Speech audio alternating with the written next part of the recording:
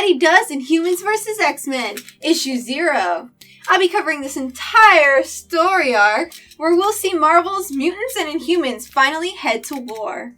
Where we last left off, we had just finished Death of X, with the reveal that Cyclops has been long dead due to Terrigen poisoning, and that Emma Frost has just been using his image to incite war against the Inhumans. She and her uncanny X-Men destroyed one of the Inhumans' sacred Terrigen myths that were drifting around the globe, killing mutants, escalating tensions between the two communities. However, another cloud still remains to be dealt with, and both sides will stop at nothing to protect their own. Our story begins 8 months ago in New Adelan, with Beast telling Iso how happy he is to be working on a solution to the Terrigen problem. She is confused by his enthusiasm in spite of the overwhelming odds they face. The Terrigen in the air directly affects anyone with the X gene, causing them to develop Mpox and soon die. Iso explains that the obvious fix would be to remove the X gene from its carriers altogether, but then mutants as a race would no longer exist. Hank replies that he doesn't think the mutants are done for yet, because he has faith that all things are possible through science. If he truly is the greatest mutant scientist, and Iso the greatest Inhuman scientist, then they simply need to get to work. During this conversation, we see Emma Frost on Mur Island, standing at Cyclops' grave. She then faces a nearby cliff, stopwatch in hand, and suddenly jumps. As she is about to fall to her death, we see her transform into her diamond form before hitting the beach below. She groans and emerges from the crater, tossing the stopwatch into a pile. This isn't the first time she's done this. The Cuckoos confront her on what she is doing, and the White Queen tells them that she is training to transform into her diamond form more quickly, the fear of death providing her with the needed motivation. She needs to be ready to take revenge against Black Bolt for killing Cyclops. This disturbs the sisters, as they know the Inhuman King didn't really kill Cyclops, that Emma just made it appear as if he did. Phoebe cautiously asks their mentor if she remembers what really happened. Why, of course I do. You can see it right here, plain as day. Don't worry about me, ladies. I am just fine. We flash forward to 6 months ago. The all-new Inhumans are floating in the Riv somewhere above the South Pacific. Hank McCoy is bringing them an access point to Cerebro, so the Inhuman heroes can locate mutants before the Terrigen cloud gets to them. Crystal thanks Beast for his contribution, and has Gorgon go to install it into their ship.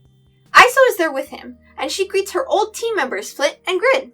They tell her about how difficult it has been to deal with the Terrigen mist, especially since they almost went to war with the X-Men just a few months ago. The two Inhumans express that they don't think she should be trusting Beast, not with the mutant and human tensions as high as they are now. Iso reassures them that Dr. McCoy is the greatest mind they could have on this case, and that he only wants to see this issue resolved without a need for violence. In the distance, Beast goes over his latest data with Crystal, as he notices the Terrigen cloud appears to be shrinking. Suddenly, the Cerebro access point goes off, signaling that there is a mutant directly in the path of the incoming Terrigen mist.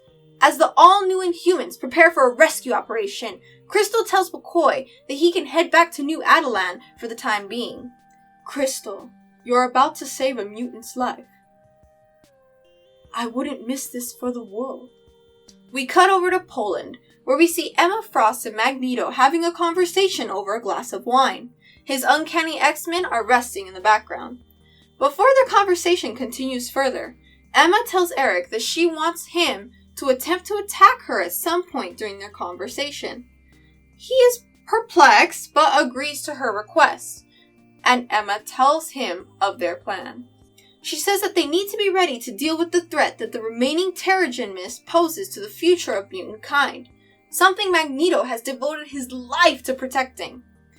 Eric tells her that their previous success was due to the fact that they had the element of surprise on their side. The Inhumans are now prepared for battle, with their numbers growing every day. The White Queen mocks that he almost sounds afraid.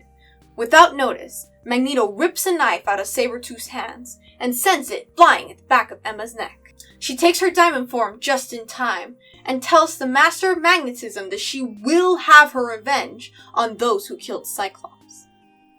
I need your power, your immorality, and the monsters who call you their leader. There are dark things to be done, Eric, and you are the darkest man I know.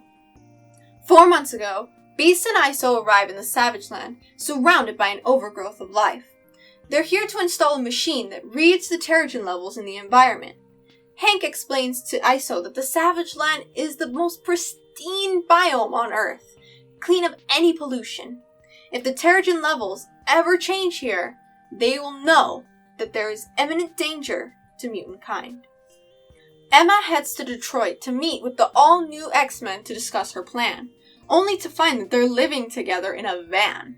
She makes fun of the time-displaced mutants' living conditions when young Cyclops suddenly emerges from the car, and she is taken aback. Scott begins to greet her, but notices that she is crying. She quickly transforms into her diamond form. Don't be ridiculous. I'm done crying. A single diamond tear falls to the floor. We're all going to die unless you help me. Can I count on you? The teens agree to offer their help, and Emma leaves abruptly. We flash forward to 2 months ago, and Beast approaches Medusa in the throne room. He tells her that since his time working with Iso in New Adelan, they have discovered that the problem is infinitely more complex than they had originally believed. The Terrigen affects each mutant differently, and thousands of cures would have to be found, each unique to an individual X gene. Medusa tells the doctor that she has faith in him because she too believes that all things are possible with science, and that he must keep trying. Beast crawls off onto the roof to be alone when he overhears the Queen speaking. He finds her in a video call with the rest of the Inhuman royals and eavesdrops on their conversation. Medusa tells her family that Beast has yet to find a solution to the Terrigen myths and that the mutants may soon lose patience.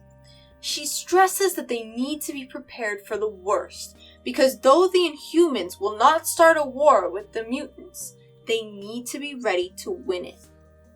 We then cut over to the Hellfire Club in New York City, where Emma is going over the details of a plan with an unknown woman. The individual tells Emma it's been a long time since she's done anything like this, and she wonders if she still has the skills. Frost tells her that Beast only has 2 months left to find a peaceful solution to the Terrigen problem, and that they all need to be prepared for what could come next. The woman agrees to help Emma Frost, and the two share a toast. Just yesterday, in New Adelan, Beast is shocked to see that the Terrigen levels in the Savage Land have spiked exponentially. Iso asks Dr. McCoy if he's okay. He pauses for a moment, memories of all the trials and tribulations mutant kind has overcome racing through his thoughts. Hank looks up and smiles at Iso. It's nothing. Shall we get some lunch? I'm starving. At X Haven in Limbo, we see Storm sitting at her desk. Magic walks in and tells Aurora that Emma Frost is here to speak with her. Emma enters the office, and Storm tells her that she had just gotten off the phone with Beast, who has called for a meeting with the mutant leadership on Mirror Island, which Emma would need to be present for. She then asks Emma just what she is doing in X Haven. The White Queen tells Aurora that she has been busy at work for the past 8 months, just like the rest of the X-Men have. Tell me, how did Hank sound? Like he had good news? Well, don't worry, darling. Emma's here to save the day. And that was the end of Inhumans vs. X-Men issue 0. Beast now knows that the danger of the Terrigen mist can't be put off any longer, and that he has run out of time.